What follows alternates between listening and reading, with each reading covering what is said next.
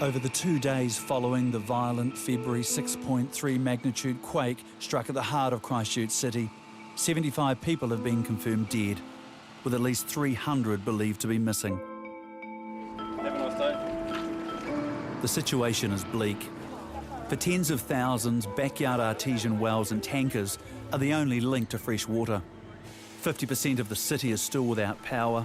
Underground sewerage lines have been ruptured. Thousands of litres of hand sanitizer trucked in to stop the spread of disease.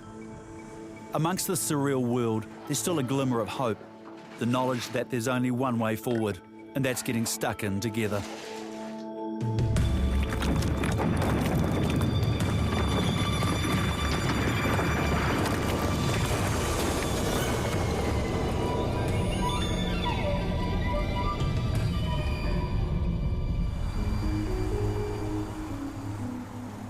In the eastern suburbs, there's very little of anything.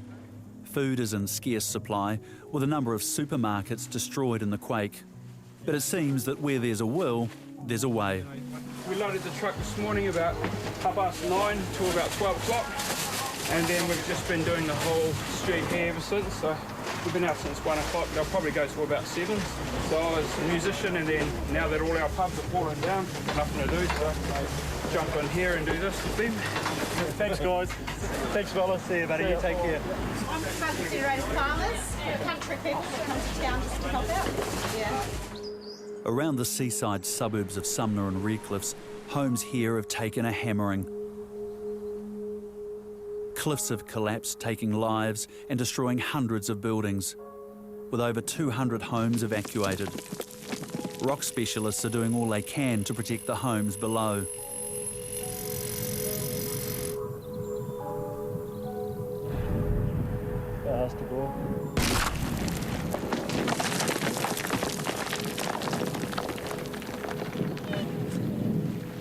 Marnie Kent has moved out of her home on the hill and is camping at the nearby school.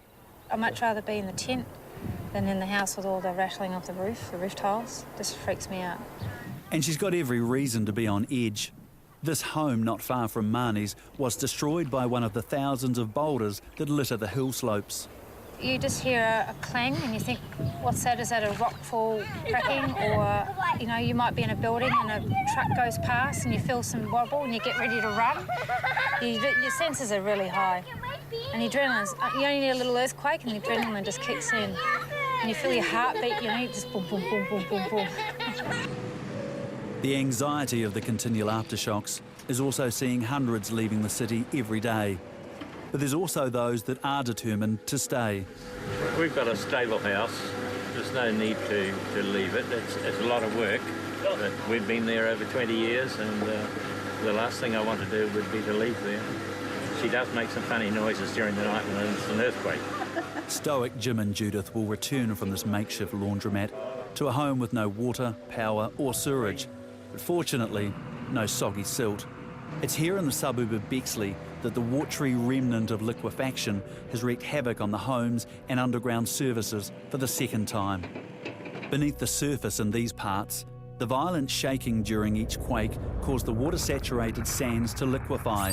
The severity of the shaking intensified the water pressure, causing it to erupt upwards, rupturing water and sewage pipes and splitting electrical cables in the process, leaving many residents with no option but to move on. This is going to parents-in-law's where we're staying at the moment, just so we've got some clothes. After moving out of their home in the September quake, Jeff and Lavina moved back in 4 months ago, only to be hit hard again in this latest quake. What will happen to their home and their future is unknown.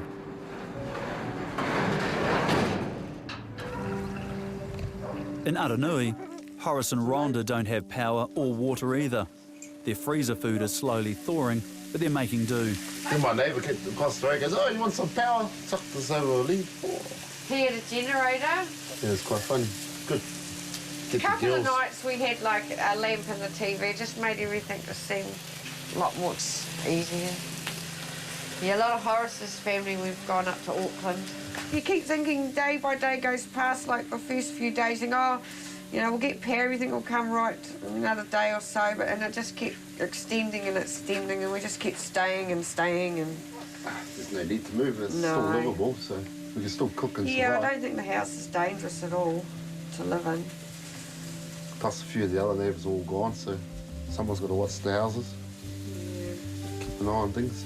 What one out of those? Horace has had to travel 2 kilometres just to get water, so a guy delivering water off his own back is a welcome relief. I've been going up to the Avondale golf course, filling up over there the last few other days. And after days of living with no services, Horace and Rhonda's daughters are finding it tough, especially knowing their older sister has left for Auckland. This one wants to go to Auckland, but his sister left pretty quick, and I don't think she had a chance to really go with her. She'd like us all to go, but we can't with the pets, and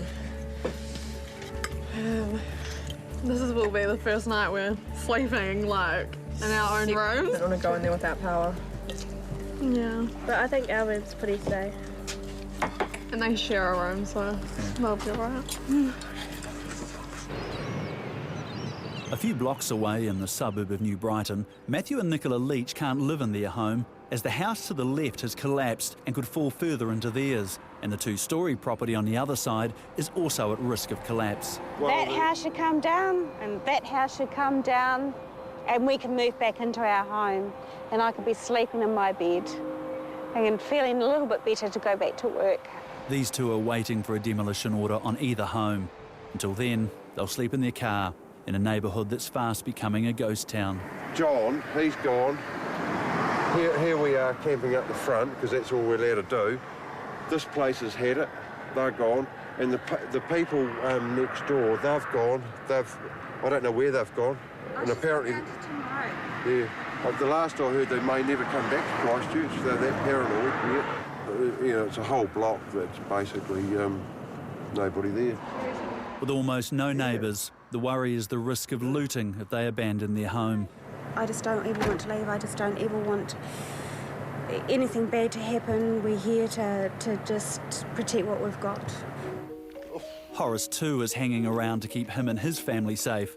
With no portaloos in his neighbourhood, they all use a long drop and the chemical toilet he picked up from a mate. It's quite funny. Third day, I have to come home and empty it. Yeah, because by then it's full. Lovely.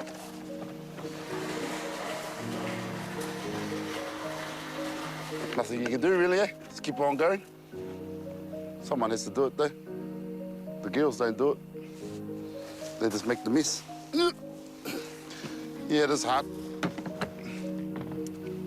But yeah, what can you do? The images of PGC House are etched forever in the minds of Christchurch residents. None more so than crush victim Nick Walls, who was pinned beneath the rubble for almost 10 hours.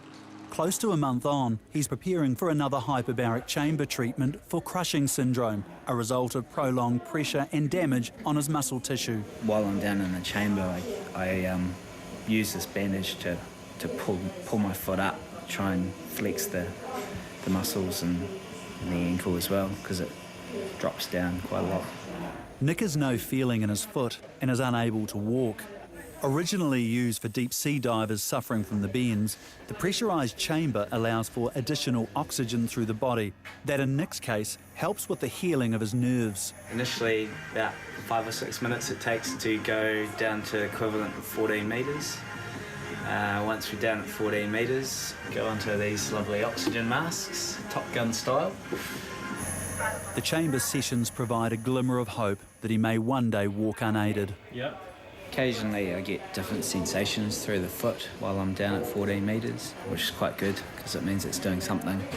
It's going to be a long road to recovery for Nick, one he's still coming to grips with. It's a pretty surreal event. It's almost like it's not my life. I'll never be the same again. My life has changed, but it hasn't changed to the extent that I can't do the things that I was doing before. I'll be able to go back to work. In fact, I've already checked emails from work through my laptop here at the hospital and cleared a few of those and sent a note off to work with all the things that I thought of that needed to be done.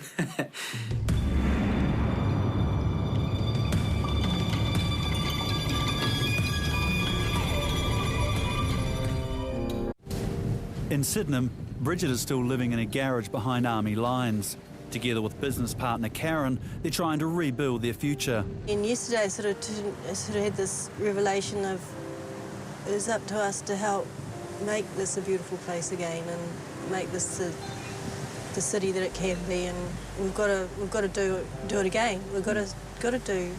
The Painted Room has to rise again. And it doesn't matter how many times we get kicked in the guts. That's not the point. The point is, you know, has it knocked us out? No, it hasn't. And within a few weeks of the 6.3 quake, they managed to find new premises and start over for the third time. Murray's got some old glass lying out there, and it's thick glass, so we don't have to pay all that money. You know, everything's done on the shoestring. The paint in here is all mist tints. We've got enough to paint the outside the building too. So everything's, you know, nothing's retail. This morning, before I came down here, I started going through things that were my possessions to bring down to sell, because I'm not going to I don't have a home to put them in anymore, nowhere to decorate. So what the hell am I, you know, like I can't live with all this stuff. One thing about the earthquake, it's made us free of possessions. The possessions that matter to me that I worry about are family possessions, you know, things that were my grandmother's or my great-grandmother's. As the aftershocks continue, thousands more leave the city, some for good, others in limbo, uncertain what their future will now look like. The death toll rises, with countless funerals to mourn the loss of so many. A memorial service is a poignant moment to stop and reflect on the immense loss that the city has seen.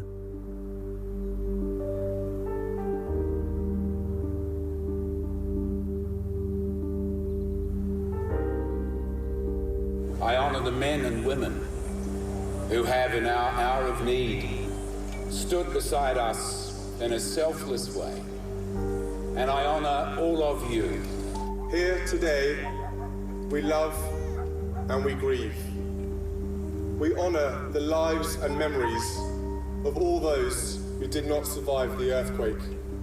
With the Queen's heartfelt good wishes and those of the Prince of Wales and other members of my family, I say it to you now. Kia kaha, be strong.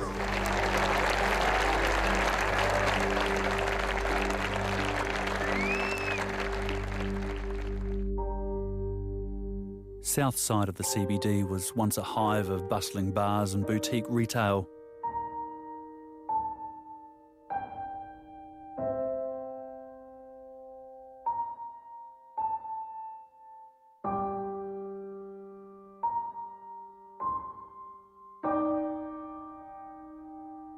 Amongst the carnage sits the old High Street post office, home to the iconic movie rental store Allison Videoland for over 25 years. 3 blocks back, and prohibited from getting any closer, business owner Paul Stewart can only catch a glimpse of the building that has stood the test of time and quakes. One broken window in the entire building and a few cracks in the plaster is all the damage that building built in 1931 received, because it's just been overbuilt as a government post office. It's so much more respect for that building now, having come through 3 significant quakes. What a grand old lady it is. But it's a frustrating time for Paul, who's desperate to get his business up and running. Got to get in, that's the next hurdle we've got to overcome, but at least we've got somewhere to get in to move to. Because right now, even if we got in, all we could do is tidy up. Probably 23,000 DVDs for a start, probably a couple of thousand VHSs. Yeah, it's a significant library. 4 weeks ago, Jane Taylor's life was changed forever. Rescued from Cashel Street Mall in the February quake, she almost died several times while in intensive care.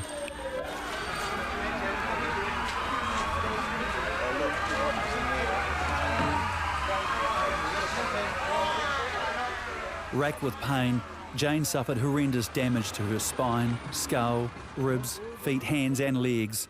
She's now recovering in Christchurch Hospital.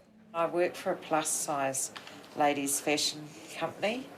They start at a size 14 and I'm scared I might be a size 10 when I come out of here and have no job. While her jovial manner belies her constant discomfort, Husband Sean and son Jono have helped get her through some painful days. I've really concentrated on making sure she gets better. And I do get a bit grumpy sometimes. And no, yeah, but that's demanding. part of the course. Yeah. You know, lying like this for weeks and weeks on end and counting the spots up in the roof, you know, and then counting them the next day and getting a different answer probably. It's a bit tedious, but it's really all a matter of getting Jane better. I'm not really interested in anything else. Everything else has been secondary to that, really. And of course, these boys have been my rock since coming back to Christchurch. Sean's in here every day, and Jono's in here every day, sometimes twice. He'll pop in the morning and then come back at night. I've only got boys. I wish I'd had a daughter, but I haven't. But they're pretty good boys. Sadly, they've all found their greatest strength from an earlier family tragedy. We lost our 18-year-old son in a car accident 3.5 years ago. So we've been through that once before, where there were difficulties, but we got to the other side. So I think we are better prepared for this. We couldn't have suffered more in the past, you know. So this doesn't seem as bad. Yeah. And we're like solid as a rock, you know. We are solid, absolutely. I mean, he's the love of my life. Jane's expected to be bedridden for another 4 weeks, while just down the corridor, Nick Walls is heading home. Nick was pinned under rubble in the PGC building for 10 hours. After major surgery, hours of hyperbaric chamber therapy and physio to help mend his damaged muscles and nerves, he's keen to leave. Happy days. I'm definitely walking out of here.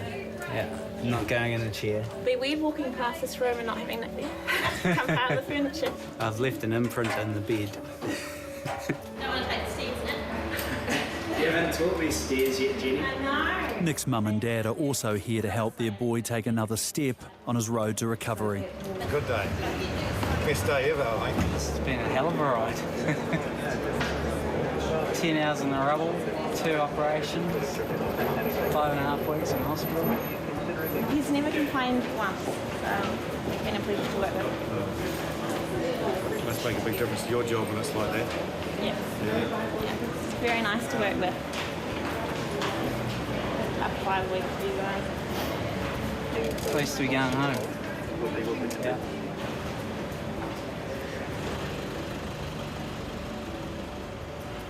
In the seaside suburbs out east, locals have witnessed huge rock falls and cliffs collapsing onto homes with the tragic loss of life. Hundreds of properties here have been evacuated, some never to be lived in or the land built on again. Geotech specialists are still working 7 days a week. On the rocky hill slopes, thousands of boulders litter the landscape, and they're only another aftershock away from dislodging and destroying more homes. And what we found is there's a very unstable column on one end of it that we couldn't just push off and hope to go down the gully. It's going to go towards the houses. Andy and his crew are building a 3-metre high safety fence on the lower slopes that will attempt to catch anything that rolls down once they start blasting and dislodging more rocks above. There's absolutely no guarantees. That's the thing, you push a rock off and you think it's going to go here and you know, it'll just start rolling funny and track sideways. Some rocks are huge, but they'll just go plop because of the shape. So if you get one that's a nice round rolling shape, then it'll pick up energy. The bigger it is, the further it'll go. This 200-metre long row of shipping containers is the final line of protection between the falling rocks and residents still living on the other side. With boulders continuing to fall, it'll be a long time before some residents can move back to their homes.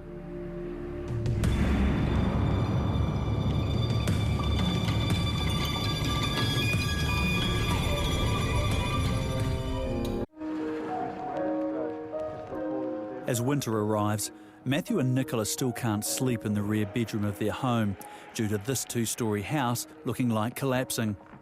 And so far they've had 8 insurance and engineering assessments, and the reports have been everything from demolish to repair bills that range from $70,000 to $370,000. Matthew's neighbour's latest property assessment is no comfort at all. John came round and seen me and told me about, the final conclusion. Yes, fixable. To say that is one possibility and a viable possibility even, it just seems outrageous. No, it fills me with no confidence. In fact, really, at the end of the day, we're no further ahead than at this point in time. We're not really actually any further ahead. 50 kilometres west of the city, a search for seismic answers is underway.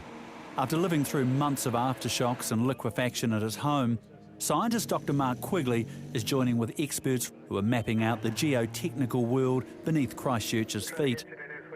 The hope is that they'll gather information to help the rebuild of the region. What we had down the road there is the Vibrasize truck, which is basically pounding the ground and sending compressional P waves. When they hit various layers, they reflect back up, and those waves are being recorded. Basically, this array allows us to see the structure of what lies in the subsurface. Scientists have targeted this Greendale fault zone because there's been an array of significant aftershocks over the past few months. They want to find out if there's more large faults under the surface. If we find faults with significant displacements on them in the subsurface, then it tells us that they've had large earthquakes in the past, and therefore they're equally likely to have large earthquakes in the future. There'd be no reason to think that they wouldn't. Being a scientist living in Christchurch finds Mark in a difficult dilemma. As a Christchurch resident, what do we want to find? Nothing. Some of the early data that's coming through suggests that there is some deformation in the subsurface there. What will be, will be. I mean, it's not like there's anything I can do about what's down there except try and understand it. The seismic surveying process is taking place right across the region, including the badly hit eastern suburbs and the CBD, all in an attempt to provide answers for future building design and people's peace of mind. 8 months since their Kaiapoi home was destroyed in the September quake, the McNeil family are leaving the shaky city behind and heading to Australia for a break. We're tired, we're all tired, we need to go where the ground's not moving. In fact, that's what I put on my email, your out of office reply. I've gone away to get away from the shaky ground.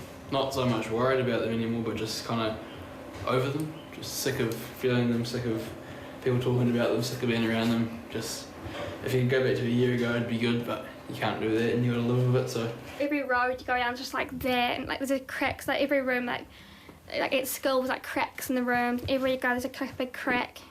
And every day there's a shake, every night you get waken up by one. For Nikki, the trip's a chance to hopefully leave behind her growing earthquake anxiety after falling up to her neck in a liquefaction hole last September.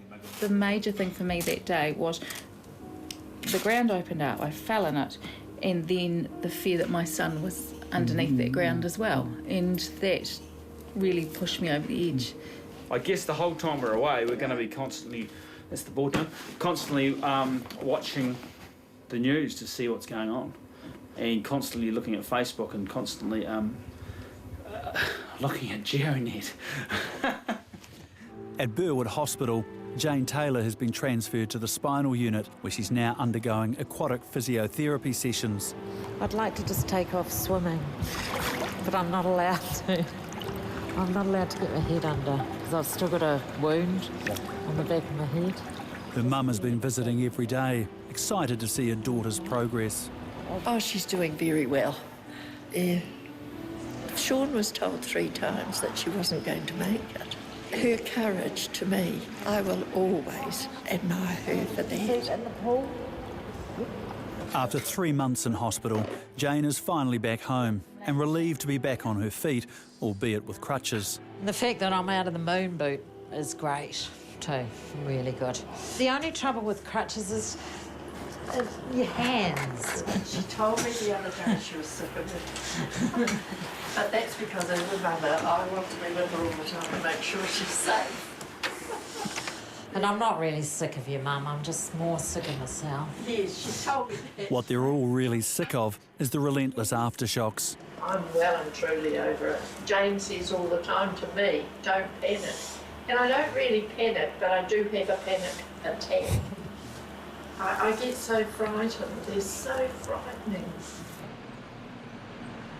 Accountant Nick Walls is finally managing to get a bit of his old life back. He's now driving and able to get himself to his daily physio sessions. Yep, these legs aren't as strong as what they used to be. All right, you ready for another set? Yep. With severe nerve damage, even a simple resistance leg stretch is hard work. You know, beforehand you wouldn't think anything about lifting your leg up. You know, and just do it, but yeah, it's a bit hard at the moment. Nick's attempt to walk unaided is the most difficult part of his therapy. And when you're ready, try and step through. Beautiful. Okay, now I'm going to do the other leg. This is even harder. This is harder. It's going to be a long road to recovery, but one he's philosophical about. The nerve has to regrow, and it's a slow process. It's a very long nerve, so will take quite a while. Yeah. I prepared myself for a year with no feeling in that foot, so if it's less, that's a bonus. Yeah. 2 weeks later, Nick's made a good recovery and he's ready for work. This is getting stuck back in, starting with half days, and then we'll build that up to full days in a couple of weeks, probably. Yeah. Reminders of that February afternoon quake are still close at hand. This is the bag that they retrieved out of the building as well, which is kind of cool. And as Nick's found, a bit of banter helps get you through. Yeah, he's a good man to have around. Brought the dress standard up a bit again, Chris. Absolutely. Absolutely. You'll change your ways one day though, mate. It's overkill in here, as you can see. Well, yeah, in our industrial estate here.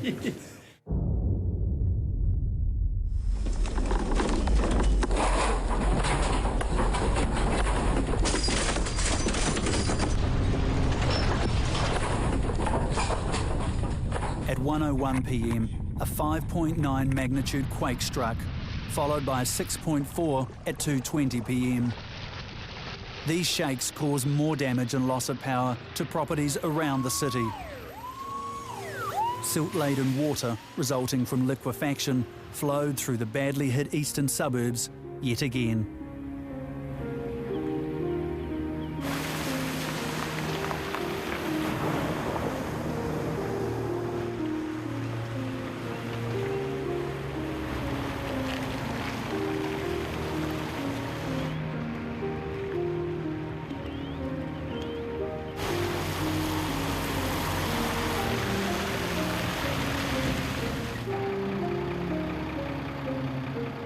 For the third time in 9 months, Cantabrians will wade through the mess. For some, they've had enough. Now we have to put in new claims. And what does that mean? Does that mean more delays? Does that mean that Matthew and I will be putting a tent up out on the street there because we've got no house to live in, because nothing has been moved and nothing has been decided upon? I just don't have the same energy that I used to have. I've put on a lot of weight. It's been such a huge burden. It soaks up everything that I have, and to go to work, I don't really want to go to work. But Matthew and I, we are still very strong. We talk about it every day. We still work together. We if I get scratchy, Matthew just very much just takes it in a stride.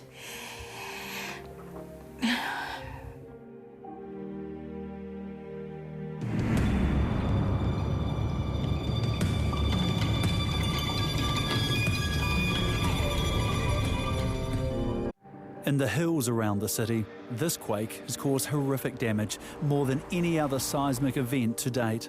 Over the past 9 months, the devastating quakes have been impacted by the elastic tension generated by the Pacific and Australian tectonic plates grinding against each other. But where the Greendale fault saw the land strike and slip sideways, this latest June 13th event is a different fault rupture again. It caused the earth to thrust up vertically, with some parts of the Port Hills ending up almost half a metre higher than the day before. Jim and Judith have been hit hard. Oh dear. In the last quake, they were the only ones left in their street. They managed without power, water or sewerage. It did look like that after the February earthquake, but now it's looking like it again. And I just bought that new a fortnight ago to replace the one we lost in the last earthquake. Not only do Jim and Judith have to face the massive task of cleaning up, but the aftershocks are still coming thick and fast. Oh, wish they'd stop. They've endured thousands of aftershocks since September 4, and Judith is desperate to leave the city for a while, but Jim's reluctant. Oh, it's been very tough. Yes. Especially seeing Jim doesn't want to leave the house, and I do. And he said I could go if I wanted to, but you just can't do that because he's not that well, and it's really tough. It could be worse, I guess. Not much. Okay. There it is now, just a little earthquake just to let you know you're alive. Yes.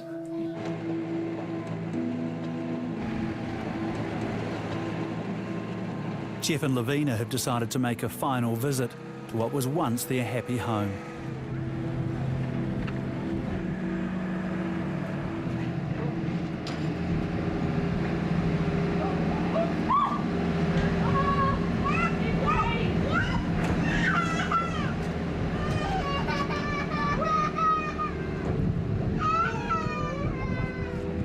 Glad we don't have to do the clean up again.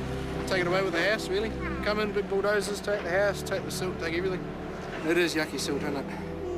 Oh, it is. Yep. No, we're not staying here. They're adamant they'll never return to the suburb again, but until there's a decision on their land, the future's uncertain. August 2011. Cantabrians wake to the worst polar blast to hit the region in 15 years.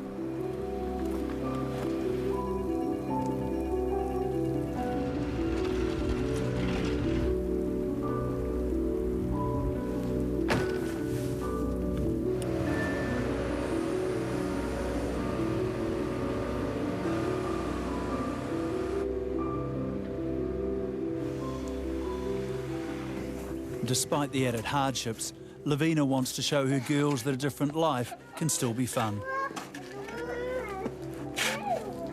A lot of people are talking about the new normal, and a lot of what was going on, I actually didn't want to be the new normal. I just wanted my old normal back, but yeah, I think we are. I mean, snow's not normal, but it's autumn. I think that we're coping quite well at the moment. We're feeling quite positive, and yeah, I think we're getting back on track. Coincidentally, there's been no shakes, is there? Brilliant! It is brilliant. Just what the people of Christchurch needed, I think. Nice family time.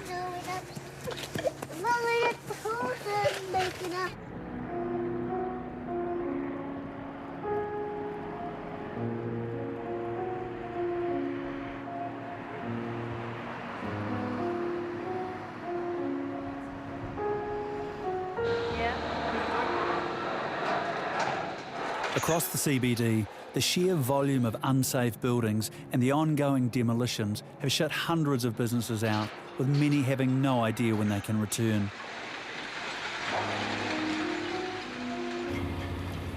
As for the iconic Press newspaper building, 120 years of service is about to disappear from the city's landscape.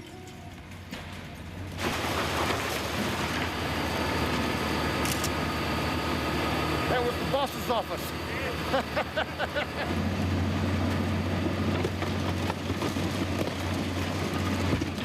It's heartbreaking to see just so many buildings that were home, ones that you took for granted. Now they're gone, and it's very hard to even imagine what was there. You know, it's just surreal. That's all you can say about it. We're very lucky. You know, we lost one person in the building. There could have been so many more. The third floor came down, landed on the second floor. It trapped a lot of people. We had a double amputee and a lot of broken bones. Just tragic. So. Property investor Richard Peebles is having to say goodbye to yet another of his heritage buildings. This time it's the 110-year-old Brian boot factory, known as the Rags Building. Just the waste, you know, the whole waste. And the worst thing is that there won't be, we won't have any of this around. You know, the amount of old character, you know, office space and that, it just won't be here. We lost 21 buildings. And we've lost, you know, most of our income. We've only had 1 year loss of income, so we have to go flat out and rebuild and get some tenants and So it's sort of survival mode, really. Survival means getting as many buildings consented as possible to start in time with the insurance payouts. Dundas Street, the new plans for the one we just visited, well, all the new buildings we're building to the Wellington seismic code. We just thought to attract the good tenants, if you built it to the highest seismic code in New Zealand, we're covered. For commercial property investors in the city, it's an exciting time. When do you get the opportunity to be involved with building a city? You know, pretty amazing times. It's been 7 months since Jane Taylor was pulled from rubble in Cashel Street Mall, and today the retail store she works for has invited her back to catch up with staff and customers. It's lovely to be back and amongst the clothes and the lovely customers and the girls, you know, that work here.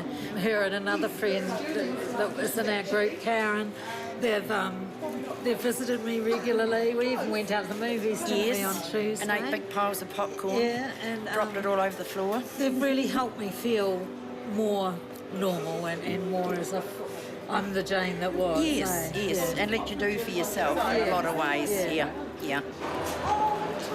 Hi, Jane. God bless. How are you? Lovely to see you. You too. And the old long-term town customers are coming to visit. Here's a gift from us, and just to welcome you back, and just hope everything is going well for you. From that first photo in the press, and just followed it through, and just to see you here today is amazing. And for Jane, the return is another step towards some semblance of a normal life. My life's not really 100% where I want it to be. I suppose I'm getting normal enough now that I want it to be there, but it's just waiting for my body to catch up with my mind, really. Yeah. Waiting is about to be over for thousands of homeowners, with a government announcement that shows the region in 4 colour categories. The land in red zones has suffered significant damage and can't be rebuilt on. Land in the orange zones requires more assessment. In the green zone, the land has no significant issues, while the white is still uncategorised. They've also left residents in a state of stress and uncertainty. Months of living in limbo, and today's government announcement doesn't include a decision on Nikki's home. It's been the most stressful in the last few weeks that it has in a long time. Nikki's husband, John, isn't sure he can wait for a decision any longer. The people will go out and snap up all the houses, all the good ones, and when we get a chance to go out there, there'll be nothing left. And we might have to just... I thought today, why don't we just pack up and go to Australia? Compounding everything are the large number of aftershocks that have rattled the region in the last few days. Yeah, I'm ready to go. I hate it. After the one like 2 nights ago, I was like in bed crying. I just wanted to go. It's horrible. You can't sleep at night. Those ones the other night, my sister rang up crying from Hallswell, and this is 10:30 at night. She was crying and said that it detonated underneath their house, and it pretty much had. It was the street over from them, and then Nick's jumping into bed with Mackenzie because she couldn't sleep, and then we got to get up and go to work the next day. You know? And there's a lot of people, when you listen to other people talking on the radio, that have said they never ever thought that they would leave Canterbury, but they've had enough.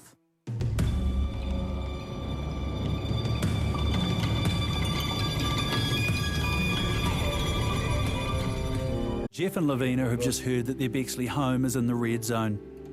And if they take the government offer, they'll get $105,000 for their land in a city where you can't get a section for less than $150,000. To move forward, they may have to go further in debt.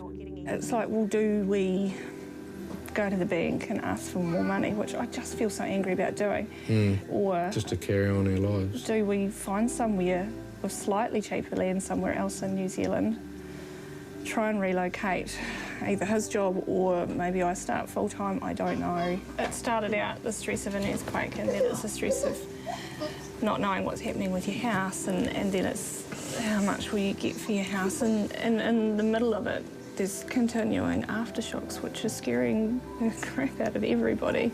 I don't even know what to do anymore. But for Jeff and Lavina, it's finally time to say goodbye to the home of their dreams.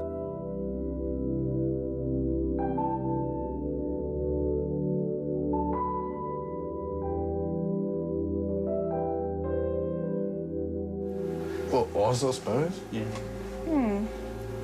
What should it be? I think you sort of take yourself back to that day that we moved in and we were so excited and... Yeah. Paul Stewart is finally back at work in his CBD building. He's been able to clean up the mess and get up and running as he's been given special access to his undamaged building.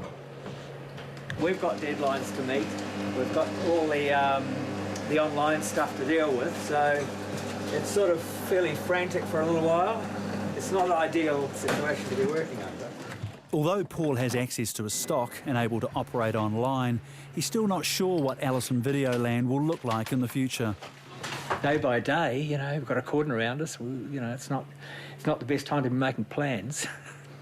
Here is a situation where you've got every great film, practically no exceptions, ever made in one place at one time. Now that would take a bit of doing, and it has taken a bit of doing. And to let that just drift to the breeze has just seemed to be sacrilege. Maybe we'll never see anything like this again, you know. So for that reason, I thought, well, let's just put some wind back in its sails and see how she goes from here. While Paul's business and building is held up against the quakes, geotechnical engineers are now analysing the ground beneath the CBD to better understand and plan for the future rebuild. The purpose of this drilling is to identify any layers beneath the city which are liquefiable, so that when we come to design the replacement buildings, we know exactly where the liquefiable layers are. We run tests to see what the material is and how strong it is, and we design the buildings to withstand the level of shaking we expect in the future and to suit the type of ground we have beneath Christchurch. The sediment layers below Christchurch vary widely from fine sands, liquefiable matter and the strong, stable Riccarton gravels around 20 metres deep. The analysis reveals that the layers are not consistent from one street to the next, which means buildings and foundation design will vary accordingly. From a geotechnical perspective, there's no technical reason why we can't rebuild Christchurch where it is. One of the very good things that's come out of this recent amount of drilling, we've got some very good three-dimensional and two-dimensional data. So we know what we need to do and how to do it, so that the new buildings are stronger, better, and perform a lot better than the older buildings that we've lost over the last year or so. The waiting is nearly over for John and Nikki. After nearly a year, the government is set to announce if their Kaiapoi home is in the red zone. Nikki's our only child, and to see her and John, what they're going through.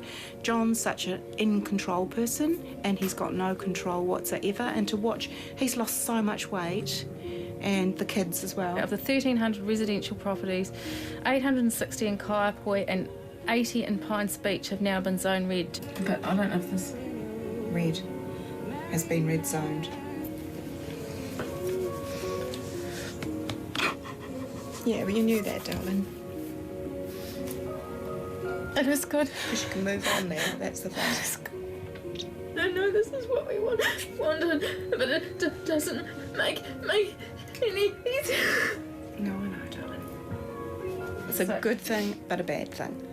It's something that had to be done. Is that Johnny? Thank God for that.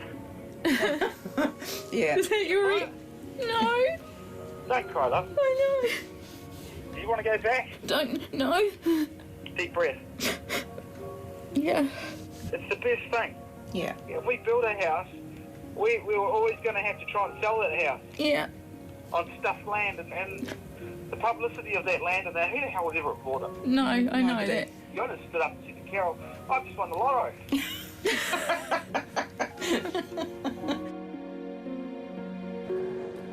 In the central city, the once devastated Cashel Mall is making a poignant comeback. So this is a great moment. It's a wonderful, creative, exciting beginning. It's different than what we had before, and it will change in the months and the years ahead. But there is no doubt that we do all have together an extraordinary future. And as it says on my T-shirt, ladies and gentlemen, we're going to make this a city for people. It'll be our place. Thank you for joining us here today. Best wishes to everybody. Thank you. 3, 2, 1, go!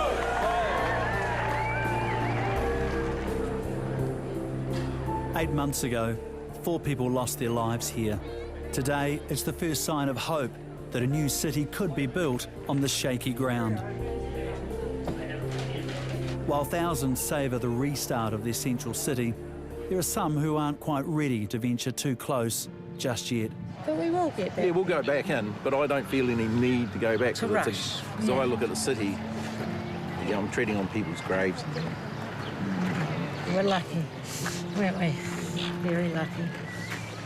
In the heart of the city, the iconic cathedral is about to be stripped of its sacred value and deconsecrated.